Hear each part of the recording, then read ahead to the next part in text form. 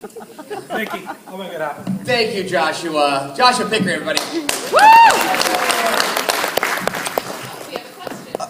Hi. Oh, and it's... Were you Heisenberg? Yes. Before, okay. Oh my God, it's all happening now. In addition to Buffy, I'm a big fan of your TV show Kitchen Confidential. Yeah. So I was wondering if you had any fond memories of working on Kitchen Confidential. Well, I remember. Oh God, it's hot. It's cold outside. It's hot in here. How do you guys do this? I mean, I love that show. It was. I remember we were shooting the pilot, and Cooper was in every scene. So I think John Cho and I had some time off, and he was getting a new. I remember he was getting a new car. He was getting some sort of Mercedes, but he had a BMW, and so John and I decided to completely mummy TP his car. Just put some water on top of it. You know what I mean? Because you can't leave actors alone for a while. You know, they just get super bored. And I remember that with that show, it was kind of like I played the pâtissier, and I didn't particularly know how to cook much. So I remember if you just watch the show, I learned how to burn sugar on top of creme brulee. So I'm always doing that. I've got the torch and I'm always burning sugar. So, yeah. I actually wanted to know, as far as the episode of Hush on Buffy, you had one episode where there was a whole 13 minutes of actual dialogue being said. How much of a pain was it to actually go through an entire episode, pantomiming everything? You know, it wasn't a pain at all. Because it made my homework process at night a lot easier. Because I didn't have dialogue. But you had to read the stage direction, really, for the first time. Because I'm always like, bullshit, my line, So we had to know what was happening and what our movements were. So it was almost more difficult because learning lines is easy and you figure it out. But with this one, you had to kind of know what you were going to be doing. And we were pretty much, it was stated in the script. Like stabbing. Yes. Oh. Okay, well, I said I wouldn't talk about that in public, but there's no one there. Hello. Hi. Hi. So, Buffy took 7 years. Dude, Buffy took 7 years of my life, and I'm wondering what it's like growing up, basically, with the same cast and crew on the same story, sort of growing up together.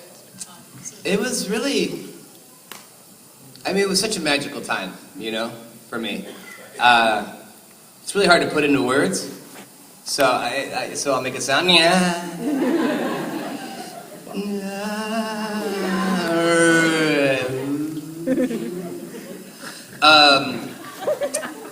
it was like this family that's kind of forced. That's the thing about TV shows, because there's so many X factors in a show becoming a hit. If it's written well, but also what's the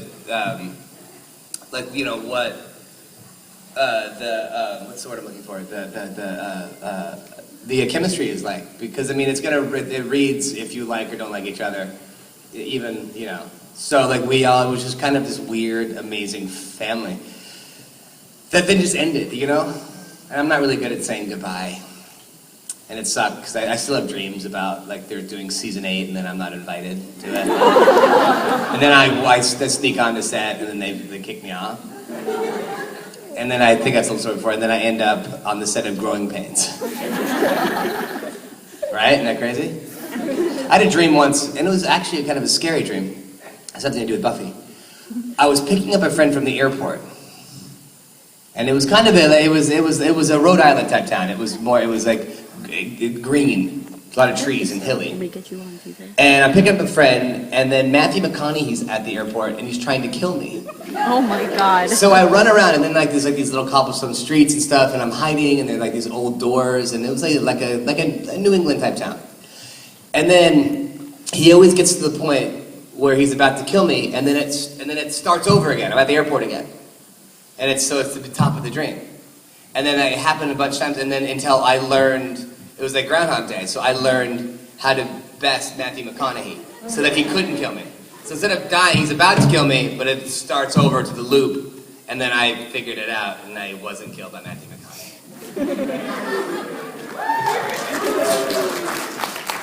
Though I couldn't think of a better way to die. Yes, please. Hi. Hi. I was just wondering, what do you think of the new popularity of vampire television shows and movies and things like that, since Buffy kind of was kind of the headway towards that kind of Genre? Yeah. I think that I don't know, it's really hard to say. I kind of don't like it. I mean, you know, I'm not like, I haven't seen The Vampire Diaries, but it's really not particularly on my, I don't feel like seeing like really hot guys brooding. You know what I mean? Like I need some, and if I do see that, then I'll see that. And it's gonna be in my own time. Had enough of that with Spike and Angel, right? You know, but they, I mean, like, I think my least favorite character in Nothing Personal was Angel because he was so brooding. But Spike I love because he actually, you know, there's more layers to Spike's character. You know, Twilight to me was just like, huh? You know, again, it's like, you know, it's like watching a soap opera. It's like, you know, people who were blessed with you know, a nice jawline and like 8-pack abs. I remember when I saw the first Twilight, and I'm sorry if I'm offending anybody by saying this, but when I saw the first Twilight, Taylor Lautner's character, when he had the long hair, I'm like, oh, how sweet. This must be a small movie production because they've hired a local Native American because he cannot act. Oh my God. I'm like, that's so really sweet that they must not care about this project, but at least they're keeping it like somewhat real. Wow. Apparently it was a big budget movie. So yeah, and I, you know, I think I actually don't watch a lot of TV. I might actually do what I think that's what's great about Netflix. I've heard some decent things about True Blood, so, but I think also I was kind of immersed in vampires and that lore for a while. And I'm gonna start writing a couple of the Buffy comics too, so I'm gonna have to go back into the vampire realm.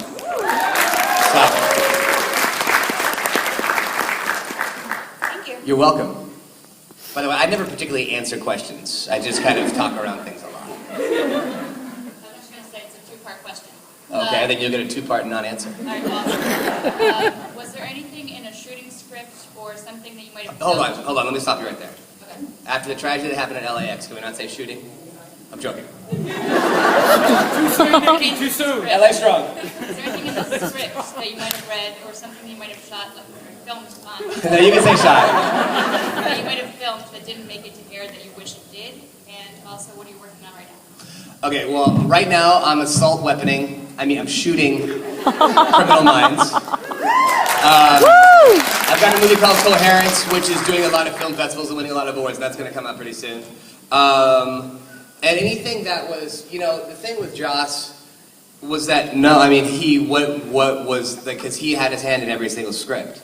So there was nothing, there was no, like, cutting the fat. Like, even the musical, it was shot, I mean, there were two lengths. It was, you know, I think one was like 62 minutes, you know, straight, like, without commercials. And then there was the one for, like, the TV. I think UPN aired the full version the first time. But so even that, the only time that anything was cut down was to make it into an hour of 43 or 44 minute format. So, but everything was, I mean, there were takes. Like, I would always watch the show and wonder which take they used of mine. Like, yeah. Did you prefer one that they didn't, like, use? They were typically right on. They were, I mean, for the most part. I mean, I think there was like once or twice, I'm like, why did they use that take? Which one was that? I forget, but I just remember watching it, and I'm like, that's not, you know, but like, I would actually watch it, I'm like, oh my, I enjoyed myself. I'm like, I'm funny. I'm like, you know, I said that, oh my, I'm amazing. That's why I should be a vampire, shouldn't I? I should love these things. Well, I mean, With this strong jawline, you couldn't look at yourself. I've got like I got a 9-pack. But it's like 1, 2, 3, 4, 5, 6, 7, 8, and then this like long appendage that kind of comes off the bottom of it. Is that not a part of my? That's not a part of my abdominal. I don't know what it does, but it just hangs there. I'm not understanding. Like, trying to figure that out. No. You're welcome. Oh my God. Hello. Hi, you lift a lot of weight though. You should get that looked at. It's weird. Okay, so my question for you is also a two-part. I think that one of the most amazing... And juice comes out of it. Yes! It's like a box juice. Like a Capri Sun type of thing. It's okay. It burns sometimes. Carry on. Seriously, dude, get that looked at. I'm worried for you. What are you doing later? Yeah.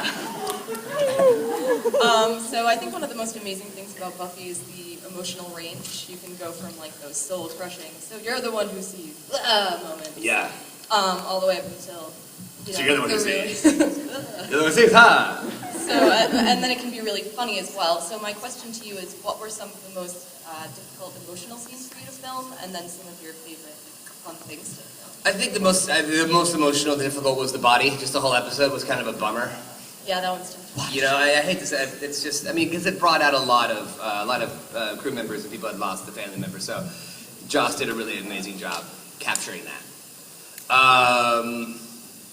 You know, and then it's like, you know, like whatever mood Sarah was in essentially kind of dictated the, you know, and it's like when we're doing the show about the death of a parent, and I think her father just passed away.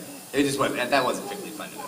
For my character, at least. Right. It was interesting how he kind of illustrated the different ways people deal with grief. Yeah, I mean, I in love each character, but Christine, who I was in Paris? With Christine? Yeah, both. Who plays Buffy's mom. She said that she had lost her father at about the same age, and she went through. She painted her nails bright pink. So people were talking about how when Willow was freaking out about what do you wear? What am I gonna wear? You know, freaking out. That it was like those subtle little things that she said that she went through that same exact thing when she lost her father. It was another question. And then the fun stuff. I like to be humiliated a lot on it. Like that must be why you're here. Yeah, I told Joss, like, the first season, I'm like, dude, you can do whatever you want to my character. Oh, Christ. I said, you can put me in a bra and panties, you can put me in a Speedo. I mean, seriously, I said all this stuff, and he did all these things. You were in a Speedo. I said, just don't ever refer to my character as having halitosis or bad breath, because people will then look at me and equate me with bad breath. Syphilis. Syphilis, I'm fine with. I'm only good at syphilis. Because it's funny syphilis. So yeah, I mean, I loved reading the script and seeing like what I was gonna like be doing. But yeah, bad breath was where I drew the line. All right, thank you very much. Thank you.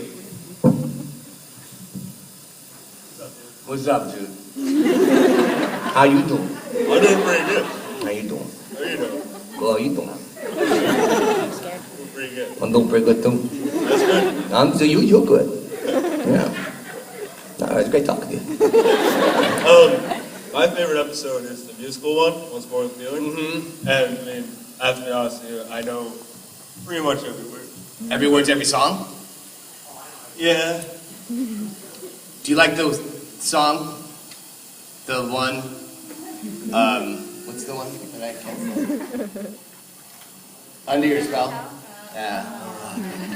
I might. Yeah, I do. I can't sing it though. I'm under your spell. I wanted to know, like, It's just a little hippie for me. I think that was it. It was just too much. I smelled the patchouli. Nicky, it's the Lilith Fair in one song. That's exactly what it is, yeah. But what was it like doing a musical? That's the only song, it's the only episode where We all everyone sang. sings. Yeah. Is that hard? Or It was more difficult. We had to learn the dance routine. So we were shooting the episode before, which I forget what it was, but then we had to go to like dance rehearsal. So like and do that, and then obviously like we got the CD with Joss and his Joss and Kai, his wife. They were singing all the songs, and we got the CD, delivered to the house. So there's a CD out there of Joss singing all these songs. even Under Your Spell? Everything. Well, because everything. So basically, we had to learn we had to learn all these songs, and pretty quickly. So. It had to become your favorite songs ever. So you had to listen to it like in the car when you're driving and just kind of learn it all. And pretty quickly. I mean, because we got it probably maybe 10 days before. We had to go to dance rehearsal, then we had to actually sing the songs in the studio before we shot the show because we were lip singing. I was singing stuff, but we were having to sing to that track. So it was a lot of work. But then once we were prepared when it was all together. I think the hardest thing to do in that was the scene where Anya, Xander, and Giles are walking down, and everyone starts singing out, and, like they're singing, I think it's like Marty Noxon's like she got a parking ticket, but it's all in one take. It's a handheld, and we're in Culver City. We had to be out of there by 4 o'clock. We were on take 18 because if one thing fucked up, like one dancer needs to move, we had to do the whole thing over again. Because Josh wanted it in one. So that was probably the most difficult thing to do, was that. Because he was not happy, because it was like 3:59. Well, when I think we got to take 18 or 19, and that he was happy with. Because he would have stayed there, he would have taken the fine, like the cops would have started opening the street, he would have said no. Like we would have sat there until they got it done. But we only had a permit until 4 o'clock. So. Oh, thanks. You're welcome. Hi. Hi. I also have a question about the musical. What was your first reaction when they told you they were going to do this? I was more than happy. Because I wasn't hired as a singer or a dancer, so if I sucked, it didn't particularly matter. And also, I've already been, I stated before that you could make me look as stupid as possible. So, I was an athlete, so I kind of knew that I'd never really danced before, but I knew that I could learn a routine. And I'm a huge older movie guy, so like I brought out like a little bit of like the Cary Grant aspect of it, you know? So to me, it was like like an homage to like a 1950s, even down to the silk pajamas and stuff. So I loved it. And we were actually, our I'll Never Tell was the first one that, the first musical number that he shot on the first day. So when he got that all down, he's like, oh shit, this is going to be great. Because he didn't know how it was going to work out. So I'm proud to say that that was the first dance number that we signed, that we shot and sang and stuff, and it worked out very, very, very well. I remember like it was yesterday shooting that scene. Like walking on the table. I lied, I said it's easy. I tried, but there's these fears I can't quell. Yeah, I missed that part. Is she looking for a pot of gold? Remember when I sang that? I'm like, oh my god, my voice has got a little, because I had never sung in a professional studio before. So I'm like, is she looking for a pot of gold? I'm like, oh, I've got that shaky thing that my mom does when she's singing at church. And I'm like, Mom, what are you doing? What is that shaky thing that you're doing in your voice? It sounds like a turkey. But that's how I sing, apparently. So, yes. Did I answer your question? Yeah. Okay, awesome.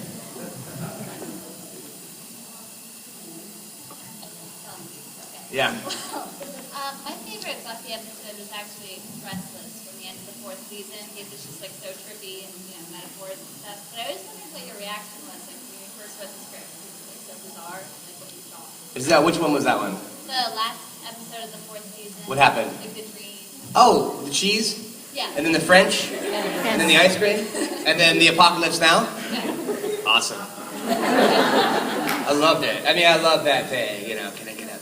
My knees are hurting, it was, but to me, but the show was always like that, you know what I mean? So, like, nothing ever surprised me.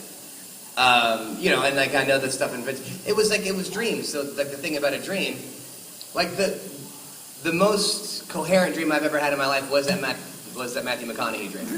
Because I learned something. In my dream was teaching you, learn from your mistakes, Essentially, that's what it was. But typically, it's like, okay, guys. And I hate it when people do this. And I do it all the time. It's like, okay, I had a dream, and it was you, but it wasn't you. And I was in LA, but it wasn't really you. You know what I mean? It's like, I know what you're talking about, dude. And I understand that you want to try and tell me, but shut the fuck up. Because it just doesn't translate. It does not translate. So that's the great thing about that. It's like it didn't need to make sense. That's the easiest thing to act when it doesn't have to make sense. You can do whatever you want. Spell cow. COWEIEIO. Dang, damn it! I love that guy that does that. So adorable. So to get off the Buffy aspect for a minute, my question actually is a two-parter. Okay. with working on Criminal Minds, how is it working on set, and how is it working with your on-screen love, Garcia? Kirsten. Yes? Applause. The set's amazing.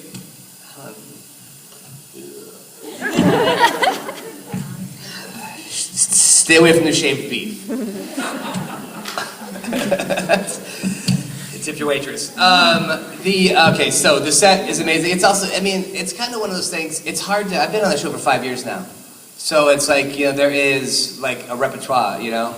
And I was thinking, because it's like, it's hard because there's such a close net, like the cast is so, it's hard to kind of just put anyone in there and have it kind of be seamless and kind of mesh in. I don't know Janine that well, but everyone else I'm super tight with. And, you know, working with Kirsten, it's like whatever, I'm waiting for our characters to get back together again because like, she's the easiest person that I've ever really acted with because it's like, we're so connected when we're like in those like love scenes and stuff and just like we make amazing eye contact. Like when we're acting, always. And usually like when you're doing it, it's not forced. Like usually when you act, it's kind of like, it's like being a real person. You're not always, you know who makes horrible eye contact because she makes it all the time when she's acting? Julia fucking Roberts. I swear to God, even in that movie Sleeping with the Enemy where her husband was beating her, she was still making direct eye contact at all times. She was taught that it's powerful.